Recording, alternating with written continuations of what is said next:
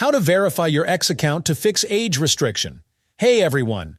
In this quick tutorial, I'm going to show you exactly how to verify your account on X, formerly Twitter.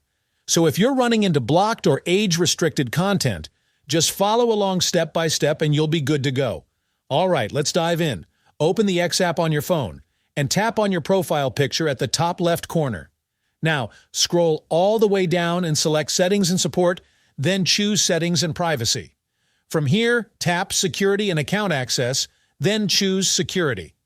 You'll see an option for ID verification, but before you can use it, you'll need Twitter Premium. So go back to the main settings page, tap Premium, and subscribe to any premium plan that works for you. This will allow you to go and verify your account and view age-restricted content. If we scroll down to Verification and Security, you'll see that Premium unlocks the ability to upload ID verification to your account. Once you have Premium, you can head back to Security, tap ID verification, and upload documentation to prove your age.